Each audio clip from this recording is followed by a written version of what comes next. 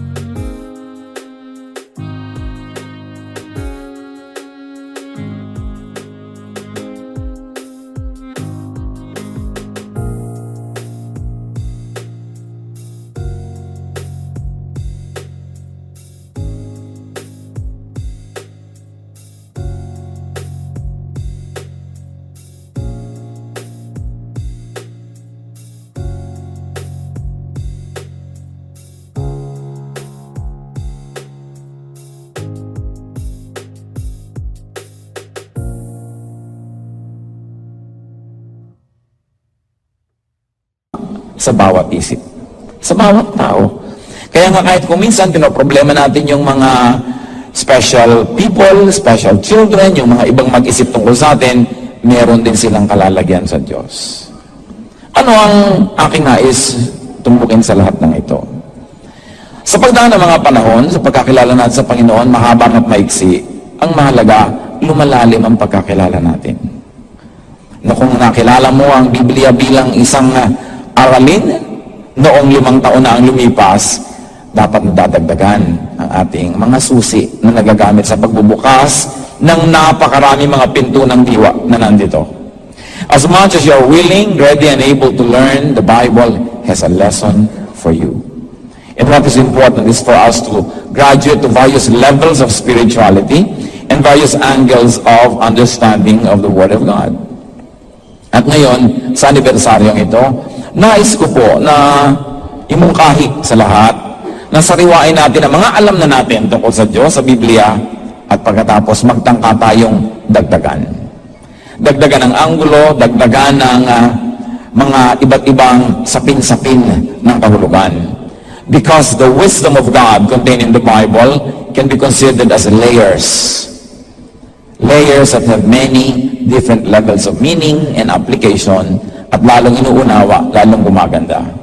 Isa po sa mga basic talaga na katuruan sa Biblia, yung katuruan tungkol sa kaligtasan, katuruan tungkol sa langit o paraiso, katuruan tungkol sa impyerno, katuruan tungkol sa mga gantimpala sa mga anak ng Diyos. At yan ang nais kong pagtunan ngayon, pagtingnan ng pansin yung iba pang mga anggulo of the issues of heaven, of hell, of good works, of the gifts and rewards of God for those who serve Him.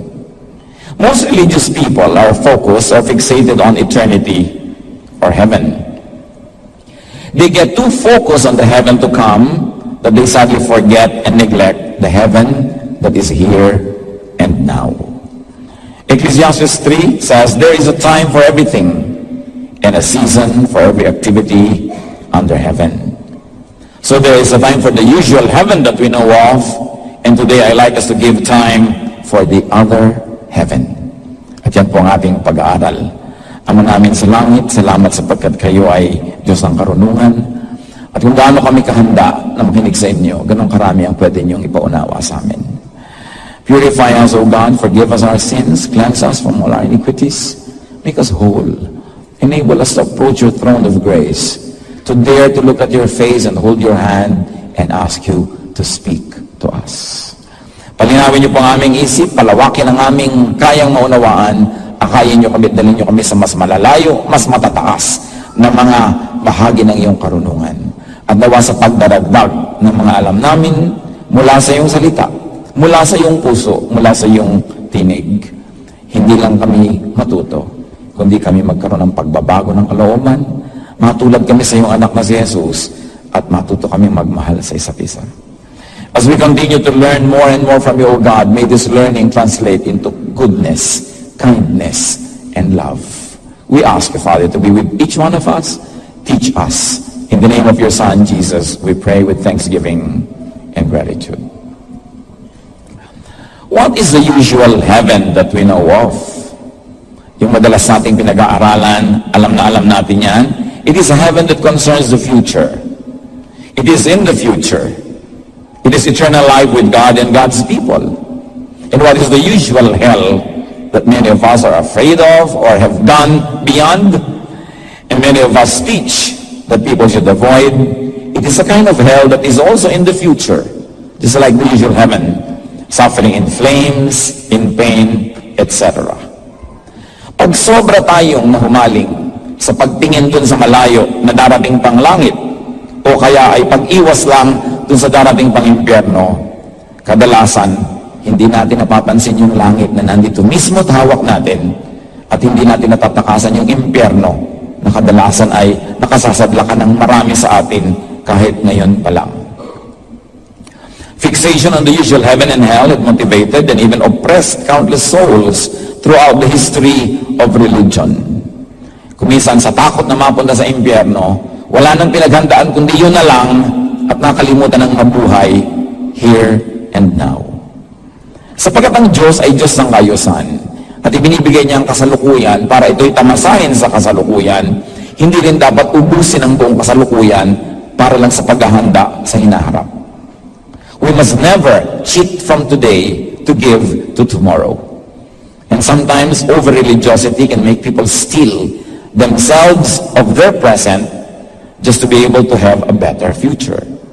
Such desire for the future heaven and fear of the future hell had made vast numbers of people neglect their present lives and the other heaven, which we will try to define now. Many people suffer the other hell without noticing it because they think only of the other. So let's talk about the other heaven.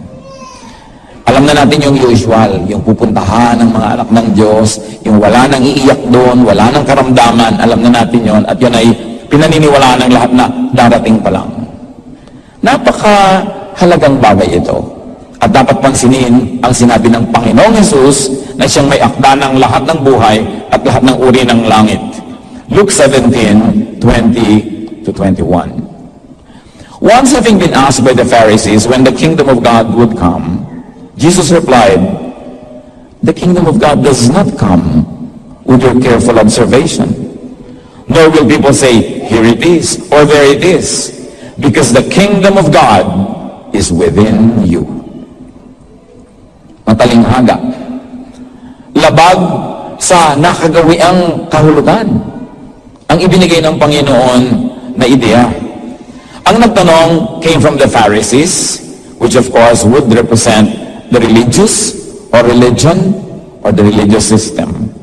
Sa relihiyon nang galing, sa organized religion and formal religion, yung sobrang pag-iisip sa langit na darating pa. Kaya nandun ang Panginoon, tinatanong ng Pharisees, kailan ba darating ang paghahari ng Diyos? Kailan ba darating ang langit? Kailan ba darating ang paraiso? When? That was the question. Because it was a future event, a future place, a future state. And of course, by saying kingdom of God, they are referring to what we call heaven. And the Lord say, it does not come. It is not an observable outward event or location. Nakakapanibagong marinig.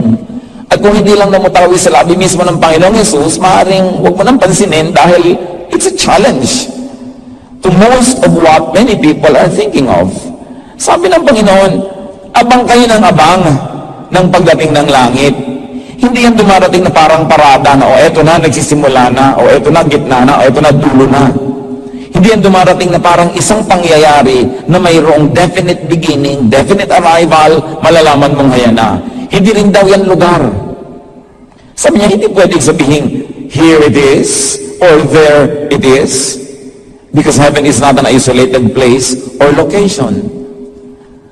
Mga kapatid, gusto ko lang dagdagan, ha? Ang pinag-uusapan natin is the other heaven. It does not nullify and void the usual heaven that we know of. Meron talon. Yung darating, yung hinihintay natin. Pero ang Panginoon, tinutukoy niya yung isang hindi napapansin. Sabi yung isang kaharian na hindi dumarating, parang pwedeng orasan kung kailan darating, hindi yung lugar. The kingdom of heaven, the kingdom of God, sabi niya, is within you.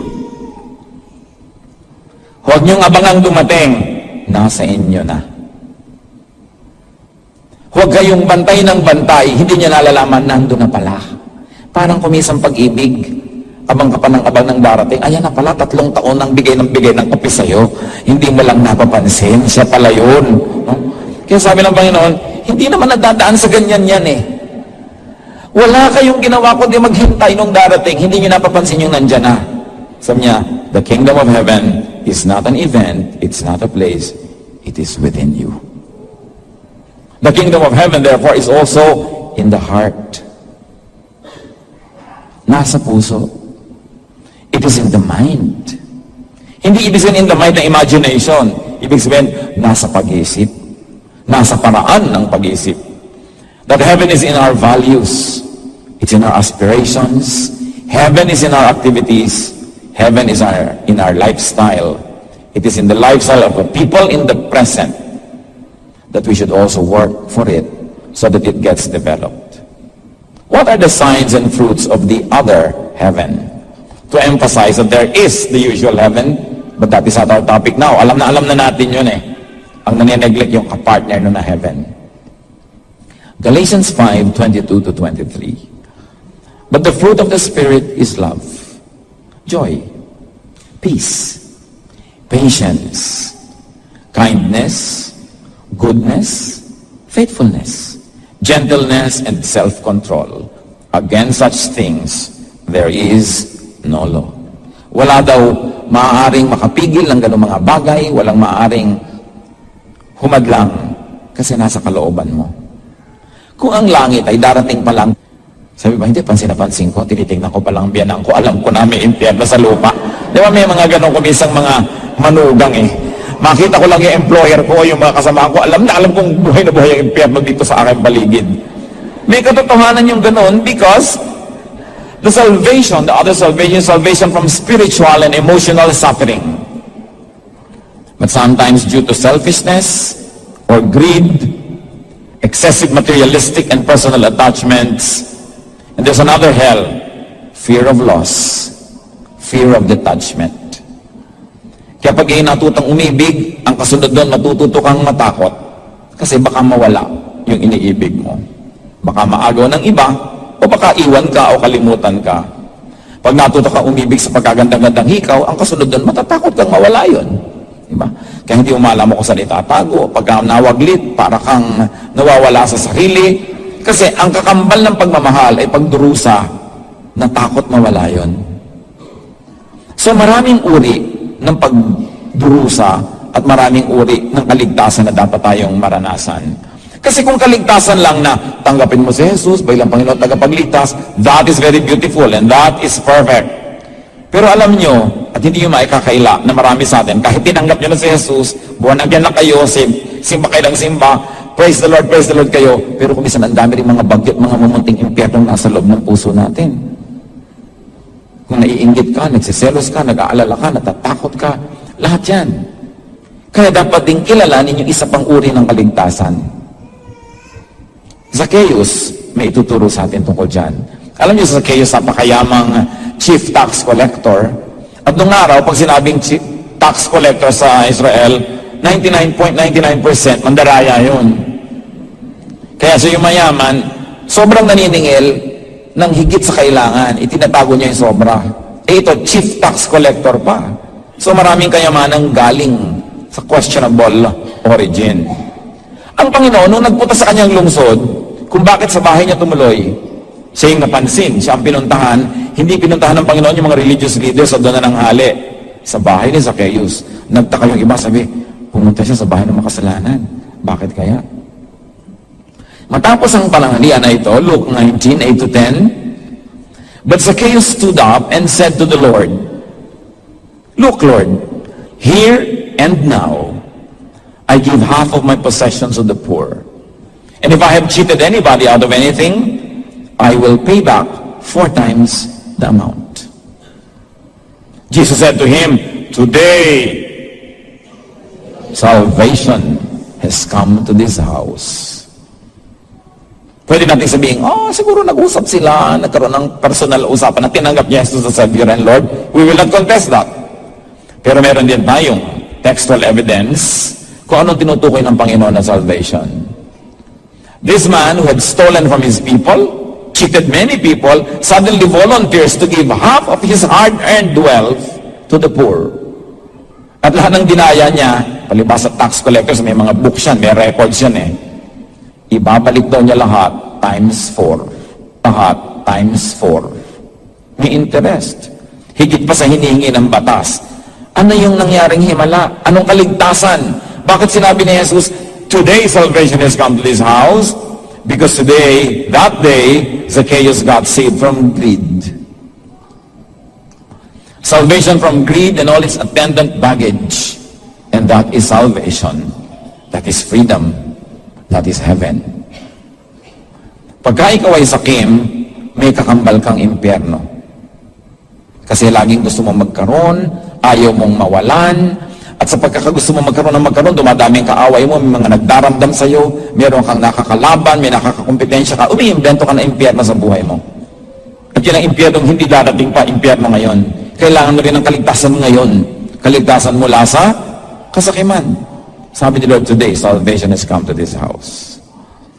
Dahil naiba yung puso. Naligtas siya sa isang internal hell. Hindi lang po, mga kapatid, greed yan. Marami pang kakambal yan na dapat tayo maligtas. Jealousy, anger, envy. Kahit ka head ng choir, kahit ka pastor, kahit ka preacher, pag may inggitin ka, may bit-bit kang impyerno lagi sa iyong puso. At hindi lang yon, umiimbento ka na impyerno para sa kinakainggitan mo. Ginagawin mo ng paraan na masira siya, mataas ka, etc., etc. Yun yung the other salvation. Sa pagse-celebrate natin ng mga anniversary, pagtagal sa Panginoon, pag mature, yung mga salvation na yan dapat pinag-iisip na natin. Yung mga langit at mga impyernong dapat iwasan at tanggapin dito sa lupa, ang dapat din nating maunawa. The other heaven, according to Jesus, resides and is in the believer. 1 Corinthians 3, 16-17. Don't you know that you yourselves are God's temple, and that God's Spirit lives in you? If anyone destroys God's temple, God will destroy him. For God's temple is sacred, and you are the temple.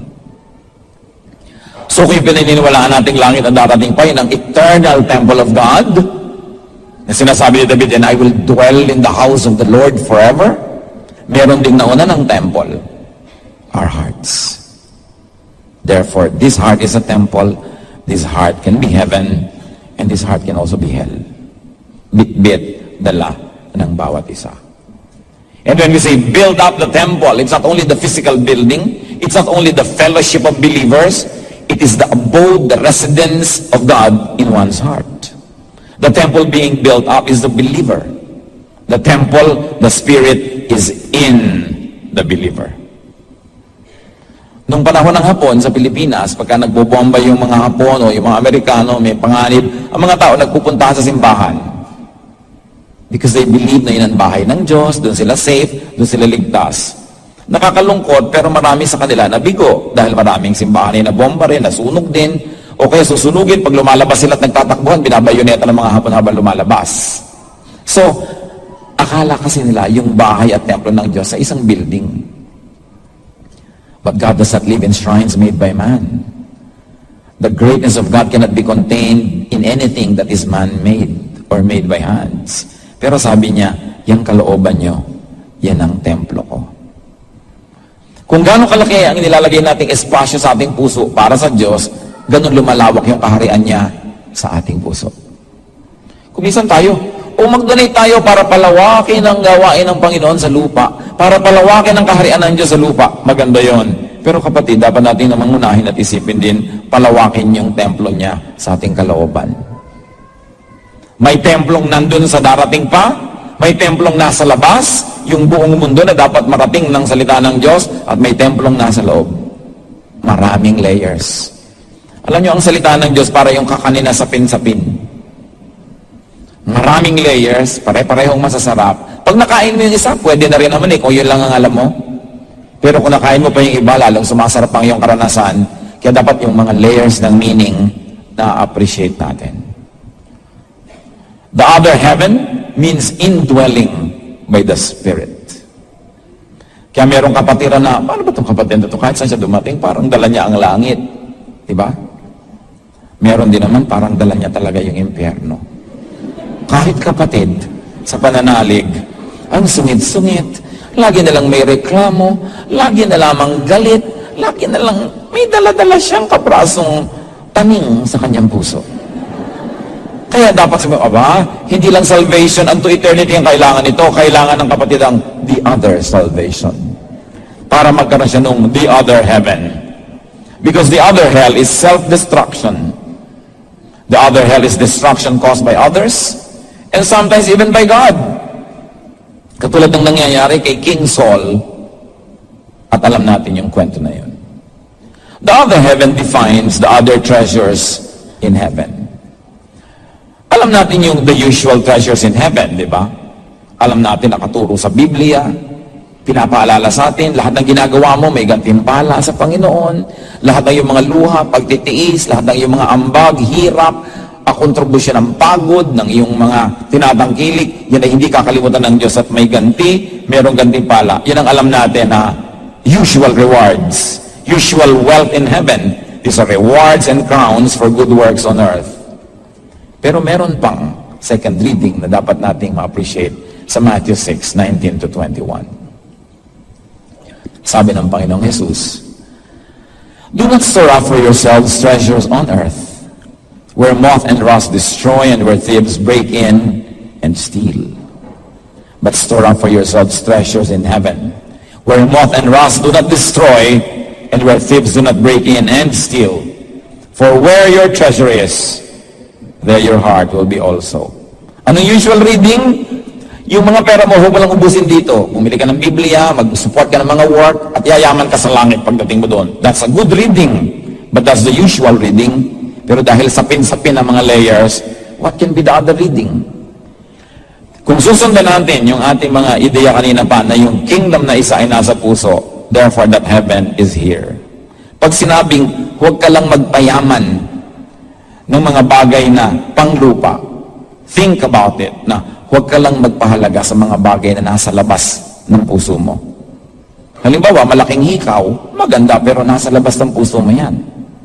Magandang kotse, magandang bahay. Halimbawa, maraming award, maraming mga karangalan. Not bad, ha? Pero nasa labas ng puso mo yan. Sabi, huwag ka lang dun magpayaman kasi pwedeng manakaw yan eh. Di ba totoo? Nananakaw naman talaga lahat ng binanggit natin eh. Pero sabi niya, mag-ipon ka ng kayamanan sa langit. Ngayon, kung ang reading natin ng langit is your heart.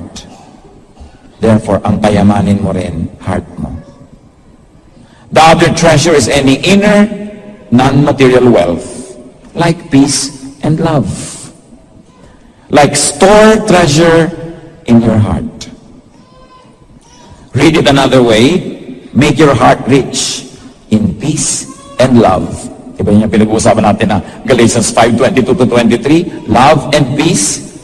No one can steal that because that is within. That is non-material, it is invisible and intangible. Anything and any deed that works against inner peace and love is not a treasure. It contradicts heaven in the heart. And this is where deception rules. Nadadaya tayo. Kahit magalit ka sa akin, dadayain kita sa negosyo para makabili ako ng lupa. Kailangan ko eh. Nagpayaman ka sa labas, pinahirap mo yung loob mo, may nagalit sa'yo, at kahit hindi mo tanggapin, meron kang guilt, meron kang hirap ng loob, habang pinapayaman mo yung labas, pinapahirap mo yung loob. Meron kang gustong agawin, asawa ng may asawa. Di ba? Gusto mong agawin dahil gusto mo. Pinayaman mo yung labas mo. Nagkaroon ka ng pleasure, nagkaroon ka ng enjoyment, pero pinaghihirap mo yung loob mo. Kaya sinasabi, ang payamanin mo yung loob, huwag yung labas. Kasi yung nasa labas, nananakaw, naluluma. Work for what builds up your personal and inner heaven. Yung gather for yourself treasures in heaven means treasures inside the heart. Itatanong natin ngayon, pag meron tayong gustong bilhin, meron tayong gustong kamtin, kunin, maging atin, will this be an inner treasure? Will this be a spiritual and a heavenly treasure? Or will this only be a liability? Will this bring me enemies? Pag ang sagot yes, hindi yan treasure in heaven. Hindi yan treasure in the heart. Because it will bring you enemies. Kaya ang Panginoon, ang gusto niya lagi, make peace. May gustong kumuha ng jacket mo, ibigay mo na rin pati sando mo. O, masaya ka, gusto mo yung pang iba, ibibigay ko pa sa'yo. O, hindi ka nagalit ngayon sa akin, tahimik ako. Okay, nawalan ako ng damit ko, pero hindi ka naman nagagalit sa akin. Ang point lang dito ni Lord, kung mamimili ka lang, huwag nyo lang ipamigay lahat. No? Ibig sabihin lang, kung mamimili ka, ikakalapit o kakalayo sa akin ng kapwa ko, yun nilang ikakalapit ng loob niya ang gagawin ko. Kahit hindi ako yumaman outwardly. Kahit hindi ako yung nanaig, hindi ako yung nanalo, hindi ako yung nagkaroon ng ganitong bagay, pero at least, hindi ako nagkaroon ng kaaway o naging kaibigan pa kita. Anong pinayaman mo yung loob mo? Pag meron kang pasya, itatanong mo, will this bring me strife or struggle? Merong mga pupunta sa akin, Pastor, ano po bang gagawin ko? A o B? Yung A, ano bang mapapala mo? Dadami po ang pera ko. Yung, ano naman ang disadvantage? Naguguluhan po ako, malilito ako. Dito ka na lang sa walang perang, hindi ka lito. Kasi kahit man marami kang pera, nalilito ka rin eh. Diba? Kasi ang tahimik ang loob mo. Yun yung payamanin mo yung other kingdom. Kasi may kingdom ka here, may kingdom ka outside. May heaven ka here, ngayon may nililikha ka. Itatanong mo, will this bring me guilt feelings? Okay, mahal na mahal ko si Guwaping. Pero alam ko namang may asawa siyang iba. Masaya ako pagkasama siya, pero may guilt din naman ako dahil meron din akong konsyensya. So anong gagawin mo? Magdusa ka nila mag-isa. Tahimik naman ang loob mo. Pinayayaman mo yung puso mo kaysa yung nasa labas. Kasi kung iiwan niya yung asawa niya para sa'yo, malayo bang iwan ka rin niya para sa iba? Mauulit lang sa'yo yung ginawa mo sa kanyang iniwan. Ma'am niya, ikaw naman yung naiwan. Iiyak-iyak ka, nakatingin ka sa lumulubog na araw. Kasi sabi ng Panginoon, kung mamimili kayo sa dalawang titiisin, ang tiisin nyo na yung mas nagbibigay sa inyo ng kapayapaan. Make your heart rich. Gather for yourself treasures in heaven. You ask yourself, will this bring me trouble? Will this be difficult to maintain? Merong mga magsasabi, Pastor, gusto ko bumili ng mahal na kotse. Talagang pangarap ko yan. O di ang mahal, ano ngayon ang gagawin mo pagka may baha, may bagyo, at hindi mo gagamitin? Diba? Ano ngayon ang gagawin mo pagka ipaparada mo kung saan-saan, hindi ka matahimik? Ngayon iniisip mo, baka makarnap. Bumili ka na lang segunda mano, tahimik pa loob mo. Makakarating ka rin naman from point A to point B. Pero pinayaman mo yung loob mo, hindi yung labas. Biruin mo, bibili ka ng kotse, tas aalagaan mo. Ikaw ngayon ang nagkaroon ng amo. Wala kang ginawa kundi linisin, kuskusin ang kuskusin. Yung asawa mo na hindi mo mahiluran, pero yung kotse talagang hilod ka ng hilod. Sabi ngayon nila, anong napala mo? Hindi ka yumaman. Yumaman ka lang sa labas, pero yung kayamanan mo, naluluma, nananakaw. Hindi sa loob.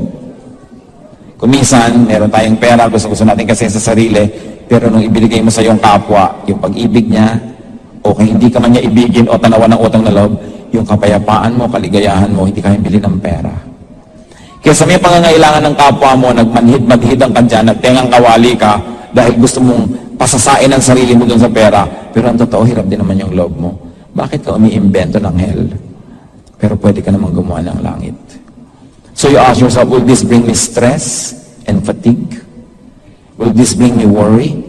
Bakit mo kailangan bumili ng teleponong merong folding bed sa loob? Hindi ka naman hihiga. Hindi pa ba tama yung nakakatawag ka, nakaka-text pa? Bakit kailangan kira marami pang gawin? Takaw-nakaw tuloy yung phone mo, at kung ano-ano tuloy nangyayari. But why not simplify? Yun ang point ni Lord. Gather for yourselves treasures in heaven. This is your heaven.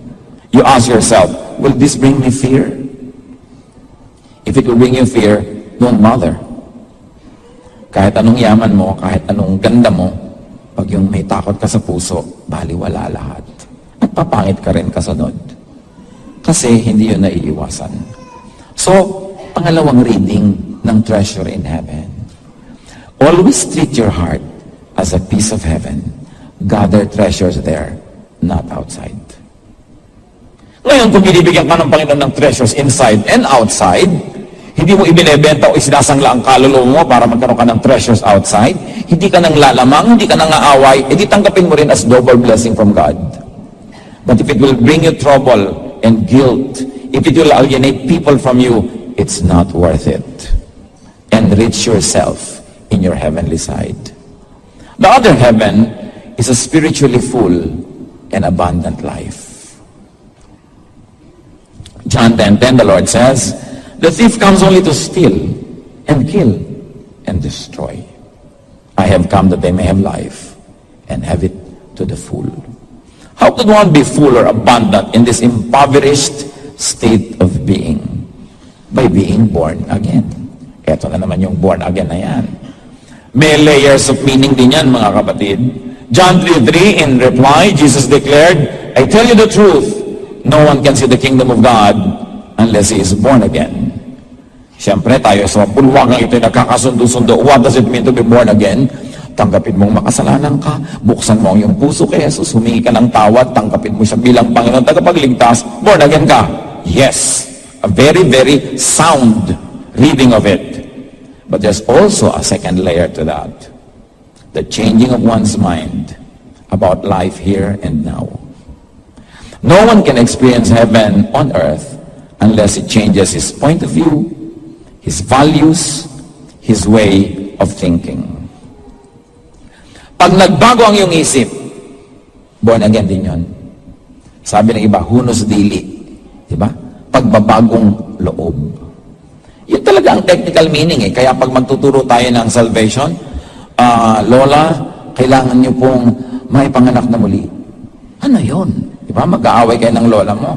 Ano kayo papanganak na muli? Katulad ni Nicodemus. Samantalang kung sasabihin mo sa Tagalog, sabi lang, Lola, kailangan po kayo magbagong loob. Understood, pasok, hiyang, walang pagtatalo, yun din yun. Pagbabagong loob. Kailangan po kayong maghunos dili. Hindi na natin pinagagamit kasi yung hunos eh. Yung ahas pag nagpapalit ng balat, naghuhunos. Ibig sabihin. So dili, pag-iisip. Pagpapalit ng paraan ng pag-iisip. Kasi kung born again ka, hallelujah ka, pero hindi na iba ang pagtakbo ng utak mo, ang totoo, wala kang born again experience, akala mo lang. Pero kung nagkaroon ka ng pagpapalit ng isip, kahit wala ka ng technical and formal words, alam mo na iba ka. At sinasabi ni Paul sa Romans 12:2, Do not conform any longer to the pattern of this world, but be transformed by the renewing of your mind. Pagbabago ng isip, di ba? Then you will be able to test and approve what God's will is, His good, pleasing, and perfect will. So yung kaligtasan, yung salvation, yung born again, hindi lang yung formal procedure na ginagawa ng relihiyon. Dapat mapatunayan namang nangyari yon dahil na iba ang iyong pag-iisip. Tulad ng, kung papayamanin mo yung labas, yung material, at the expense of the inner and spiritual side of you, yung loob ang papayamanin mo. Nagbago na isip mo. Totoo nga, nag-born again ka. Pero kahit nasabihin mong nag-born again ako noong April 24, 1999, umuulan-ulan pa noon, etc., etc., pero walang naiba sa pag-iisip mo. Mag-isip-isip ka, kapatid, kung totoong may naranasan ka, o baka akala mo lang. To be born again is to change the way you think. Not only to change religious affiliation. Yung mga tao, lumipat pa sa ibang relihiyon, sa ibang pananalig. Ganon din naman yung ugali, walang naiba. Wala tuloy humahang ang kamag-anak. Sabi, yan ba born again? Nasusumbatan ka lang dahil wala namang nakitang pagbabago. Kasi kahit yung mga taong hindi nagbo-born again na tumatanggap sa Panginoon, alam nila na pag tinanggap ang Panginoon, may mangyayari dapat pagbabago sa iyo. Kahit hindi sila nagbabasa ng Biblia. In fact, yan nga mga yan na naghahanap ng ganung pagbabago eh. Kaya yan ang number one uusig sa iyo. Pag laki-laki ng Biblia mo, hindi mo mabuhat. Tapos yung ugali mo, ganun pa rin. Change the way you think. Change the way you act and live. And you will enjoy heaven in your heart. So ano yun? Imbes palitan mo yung hindi mo mapalitan, tinanggap mo sa puso mo, pumayapa ka. Heaven. It's the way you think. The other heaven points to the other hell. So maraming laging may other. Lagi kasing may dichotomy. No? Kung merong usual heaven, meron tayo ngayong the other heaven. Merong usual salvation, may the other salvation. Merong usual hell, merong other hell. Isang halimbawa, 1 Samuel 16, 15 to 16.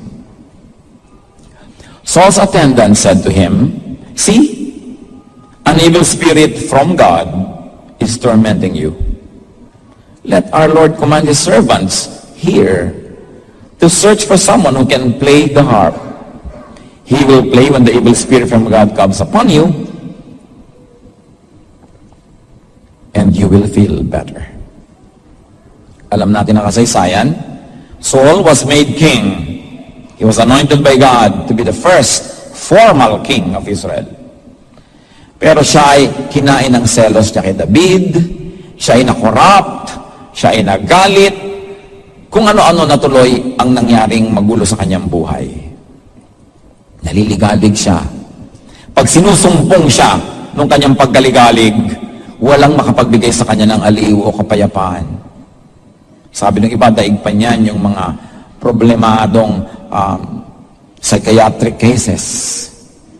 Nakakakita siya, nag-hallucinate, hindi makatulog, natatakot, kinakabahan, hindi mapakali. Ewan ko kami nakakaranas sa inyo nito. I wish not, and I pray no one. But in case nakakaranas kayo ng ganito, times 10, si Saul yun. Nababalisa, natatakot, nagigising sa magdamag.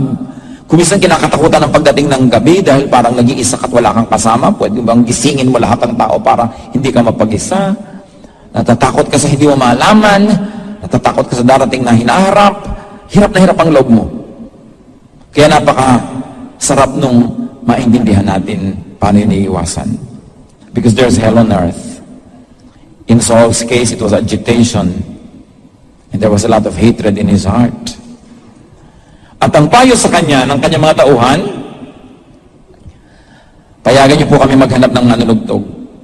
At pagka kayo'y sinusumpong, nababalisa, natatakot, patutugtugin natin at nang kayo mapayapa. 1 Samuel 16:23, whenever the Spirit from God came upon Saul, David would play his harp, take his harp and play. Then relief would come to Saul. He would feel better, and the evil spirit would leave him. You should mga pangamba. It is said to be sent and caused by God himself because the absence of God's blessings and favor creates a vacuum that attracts the opposite force. Matagal na kasing hinayaan ni Saul na malayo siya sa Diyos. Nawala na ng espasyo sa kanya yung pagiging makadiyos. Now, there is no such thing as a vacuum. The moment you take God out of your heart, that instant vacuum will attract the opposite of God, which is evil. What are the signs that a person has hell on earth? Lack of inner peace, trouble, agitation, fear, worldliness. And I don't mean only sexually or materially, but it is selfishness, jealousy, a quarrelsome spirit. 1 Corinthians 3:3, you are still worldly. For since there is jealousy and quarreling among you, are you not worldly? Are you not acting like mere men? Parang ordinaryo lang kayong tao sabi niya ganon. Away kayo ng away dyan, silusan kayo ng silusan, bangayan kayo ng bangayan. Parang mga ordinaryong tao lang kayo. Anong ibig sabihin ni Paul? Inaasahan na kung nasa Panginoon ka, hindi ka lang ordinaryong tao. Hindi ka lang nag-aabang ng langit na darating, may langit ka na dito pa lang. Hindi mo lang iniiwasan yung impyernong mabulid ka doon forever, iniiwasan mo rin yung impyerno ng pang-araw-araw na buhay. Maraming kahulugan. Masarap halukayin ang Biblia. Parang halo-halo yan habang lumalalim, lalong sumasarap. Ngayon, meron man 7 taon na sa Lord, nandun pa lang sa ibabaw sa leche plan. Hindi na umalis-alis doon. Akala niya yun na lang. Pero marami pang malalaman, marami pang mahuhukay. Dahil hindi natin kayang ubusin ng Diyos. Hindi mo kayang ubusin ang pwede niyang ibigay. Pero may uhaw ka ba? At meron ba tayong kahandaan na tanggapin? Kumisan yung mga katuruan at pagbabasa niyan na salungat sa dati na nating nalaman. Pero hindi naman ibig sabihin ng salungat kalaban Kumisan, yung isip lang natin ang umiimbento ng pagsasalungat kasi hindi pa natin ma-resolve. But it will resolve in a higher level of understanding and believing. So this anniversary, any reflection on our spirituality, work for the usual salvation, yours and that of others. That is good. But also work for the other salvation. Work for the other heaven. Lalo kung sure na kayo sa inyong pananalig na meron na kayong salvation at heaven in the future, atupagin niyo mga kapatid yung salvation and heaven now. And drive away those remnants of hell that try to have a footprint and a foothold in our hearts. Sabi ni Solomon, enjoy life. Go simple. Avoid vexations. They are meaningless and worthless. Sabi ni Solomon, gusto mong yumaman? Papunta ka pa lang, nakailang balik na ako, pauwi na ako. Sinasabi ko sa iyo, wala yan. Gusto mong magkamal ng kung ano-ano, maging makapangyarihan? May makapangyarihan pa ba kaysa sa akin, ako na nga yung hari. So sinasabi ko sa iyo, wala yan. Gusto mong magkaroon kaya maraming asawa? Naku, hindi ba ako kayang tapatan? Libo-libo. Legal lahat. Sabi niya, hari yata ako. Hindi rin yun. Gusto mo ng mga project? Mag-green revolution ka? Magtayo ka ng mga ganito? Magtayo ka ng mga building? Hindi rin yun Kaya alam niyo kung ano mahalaga? Kung may asawa kang ganon, enjoy your life with your wife or your husband or your partner. May kinakain ka, enjoyin mo. Matutulog ka, sarapan mong tulog mo. Sabi gano'n, yan ang mahalaga sa buhay. Maliliit na bagay. Mumunting mga langit. Mumunting mga ligaya na hindi mo kuminsan natatamasa kasi wala kayo niantay kundi yung big time na ligaya at yung big time na langit. So yung may panahon para dyan, pero huwag kayong papayag na lumalampas ang isang araw, isang linggo, isang buwan, isang taon na wala kang nalalasap na sarap at saya ng buhay kasi kalooban din yan Diyos para sa iyo. At huwag ka rin daw magpapalampas ng anumang sandali na pwede kang gumawa ng mabuti sa iyong kapwa. Sabi niya, Cuentas Claras, pag natapos na lahat ng tuusan, ginawa mo, hindi mo ginawa, etc., etc., ito lang ang mahalaga pagharap mo sa Diyos. That you obeyed God, that you feared God, and you did good. And you did good. Simplihan ang pananaw, ito lang ang tunay na mahalaga. Sabi niya sa Ecclesiastes 4:7 and 8, again, I saw something meaningless under the sun. There was a man all alone. He had neither son nor brother. There was no end to his toil. Yet his eyes were not content with his wealth. For whom am I toiling? He asked. And why am I depriving myself of enjoyment? This too is meaningless. a miserable business. Parang kung minsan, dear, kailangan ko mag-abroad para makabayad tayo ng utang. Gaano katagal? 2 years lang. O sige, 2 years. After 2 years na bayaran na ang utang, dear, we need 2 more years para makabili naman tayo ng lote. Yung pala 5. Naging 5. Nung may lote na, anong gagawin mo? Mamamayong ka sa lote? Dear, kailangan na another 5 para magkabahay. O sige, another 5. Pero dahil ang nabili mo, nasa Pililya, dahil doon medyo mura-mura. No? Ang layo-layo. So, kailangan mo ng kotse. Dear, another 3 years para magkaroon tayo ng kotse. So, kung kumukwenta kayo, alam nyo na, tinutakbo ng usapang ito. Mamamatay na sila sa katandaan, di na sila magkakasama uli kasi hindi na matatapos ang gusto nila sa buhay. Sabi ni Solomon, alam nyo, enjoy ninyo ang inyong mga mahal sa buhay, enjoy nyo yung mga kapartner, but this is not to make you needlessly guilty. Alam naman natin ang mga kapabayaan ng ating lipunan at pamahalaan na kailangan tayong mawala sa Pilipinas para magtrabaho at para mabuhay. But you must know kung hanggang saan ang hanggang saan. Kasi pag nakinig tayo ng nakinig, sa walang katapusang bibilhin, di na kayo uuwi. Diba? Kung minsan iuwi ka na lang para ilibing, wala namang nakipaglibing dahil nalimutan ka na ng buong barangay nyo. Diba?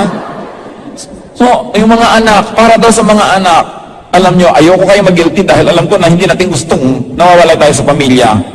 But you should know when to stop. You should know when to stop. Kasi kung minsan wala nang katapusan. O, ngayon, magkakalin sa yung mga bata. O, hahaba na naman yung mga kwento. Pagkatapos, ay, ikakasalangan ako. Gastos na naman. Wala yung katapusan. Diba? So, masaya at blessed yung iba nakasama yung mga pamilya nila. Diba? Pero kung hindi, binabalansi mo rin.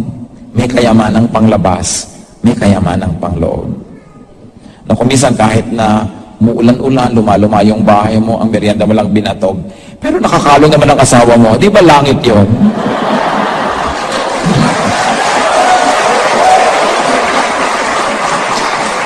So mga kapatid, tayong mga anak ng Diyos, may kapangyarihan ng Espiritu niya para mag-isip at para umimbento, lumikha ng langit sa lupa. Hindi masama na asamin yung langit na darating pa. Pero kung minsan, parang opium yon ng relihiyon, pangbangag, panglasing, para huwag mo ng pansinin ng mga hirap sa buhay at wala ka nang gawin, sasabihin lang di balik sa kabilang buhay. Kung gusto ka na ng Diyos, maging Diyos sa kabilang buhay, bakit di ka pa diyakunin? Nandito ka pa dahil gusto pa ng Panginoon pagpalain ka dito. Maranasan mo yung langit sa kabila at langit din dito. Huwag tayong padaya. Sometimes it is religion that ties us down to that mindset that only eternity is important, that we neglect the here and now. Remember the wisest man, Solomon, said, for everything there is season and a time for every matter under heaven. There is eternal time for eternal life, but you have only a short time for this life. You must be wise how you use that time. Because there is nothing more bitter than a person advanced in years, possessed by regrets. Na gusto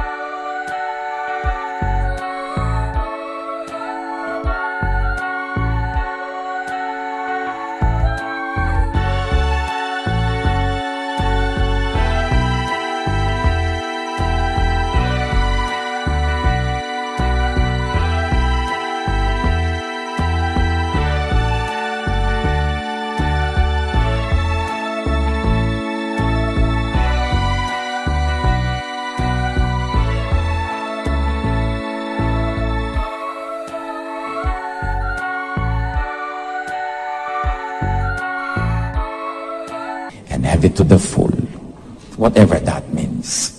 But sometimes having a full spiritual life means foregoing of the things that deprive you of spiritual peace and happiness.